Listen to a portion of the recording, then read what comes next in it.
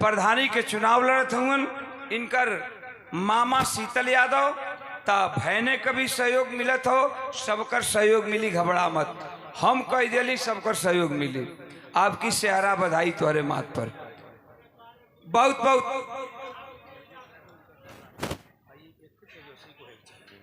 ब्रिजेश यादव हमरे शीतल भैया के साला लगी हन। शीतल भैया के सम्मान में 200 रुपया का पुरस्कार दिलन। बहुत बहुत नमस्कार, प्रणाम बा, धन्यवाद बा, मालिक सुखी रखे। भोजपुरी संगीत चैनल और बहुत अच्छा लड़का, बहुत हम मानते हैं इस लड़का को। भोजपुरी संगीत चैनल विजय सैदपुर से बहुत बहुत धन्यवाद है। और अब धन्यवाद कैली है ना, तार कहल कैली है ना, तू ही ना कला कि तबे ले कहतला कि समाजवादी गीत हो जाए। उन्हों के बारे में गा दे, वो हम छोड़ब ना, लेकिन तनी अब एक ठे बिरहा सुन ले बेटा। काहे कि देखा हमारा पास टाइम नहीं के सच्चाई बताओ। ई हमरे सुनील भाई का प्यार रहल। हम आज रतियों में जागता नहीं, दिनों में फिर रतिया के, फिर दिनों में सला जाना तब मर जाए। और आज रात के फिर बक्सर जाए। आप बक्सर से भाग के आवे के बाद हमके 9 बजे बाबतपुर पहुंचे के बाद, बाबतपुर हवाई अड्डा हमके 2-1.5 बजे तक कईनो हालत में बंबई पहुंच जाएगा। 1:30 बजे तक बंबई पहुंच जाना हो।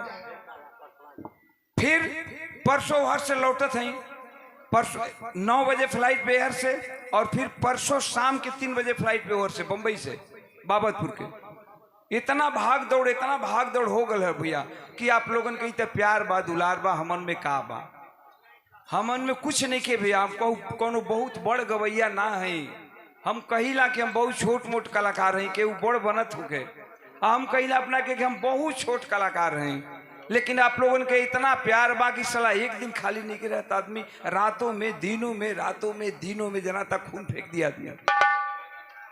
तो आप लोगन के प्यार बा।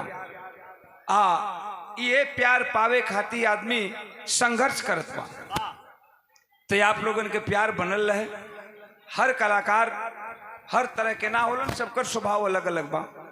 अब यही आप लोगन देखा तो कितना ताजा मैटर पवन सिंह और ज्योति सिंह के, दोनों हमारे प्रिय हैं। हमारा पवन भी प्रिय है, हमारे बगल का ही है पवन, और ज्योति भी प्रिय है, दोनों प्रिय है। लेकिन गलती एक तरफ से नहीं होती है, गलती दोनों तरफ से होती है। ये आप समझ जाइए। ताली एक हाथे ना बजेला, ताली दोनों हाथे बजेला। तो गलती होकर तो आज पवन ठीक है, मानता हूं मैं इस बात को। पवन गलत है, पवन गलत मान।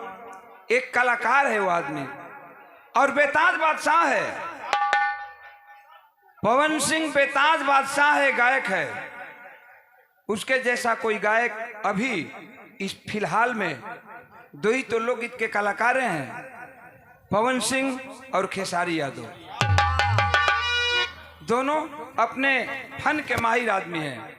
कलाकार तो सब है, हम किसी का बुराई नहीं करते हैं, सब कलाकार है। लेकिन 2 ये फन के माहिर हैं अभी तक मार्केट में। मैं अच्छा, पवन की तीसरी शादी है। तो तीसरी शादी जब ज्योति सिंह का भल, तो उनका माई बाबू को सोचे का चाहे कि जब पवन 2 गो शादी कर ले हूं पहले से, आज जब इनकर ये रहन बात, हम कहे कि अपने बेटी का शादी करो। गलती तो वही हुई, गलती उधर से भी हुई। और हाँ, मैं इतना जरूर कहूंगा, एक बाप होने के नाते, एक बेटी का बाप होने के नाते, भगवान सबके उखी पतई दिले हुआ, सबके उखी पतई हो। हर इंसान के बेटा बेटी हो, एक बेटी का बाप का दर्द वही समझ सकता है भगवान जिसे बेटी दिए होंगे। आज उस लड़की को जितना कष्ट हो रहा है सोशल मीडिया पर देखता है आदमी तो आंख से आंसू आ जाता है। तो दोनों आदमी का मैटर है।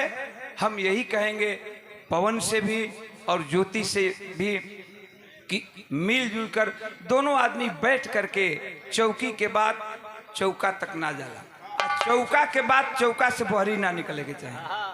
तो आपस में मिलजुल कर रहें, हम यही इन लोगों के बारे में कहेंगे, इससे ज्यादा कुछ नहीं कर सकते हैं। धन्यवाद। चला भैया।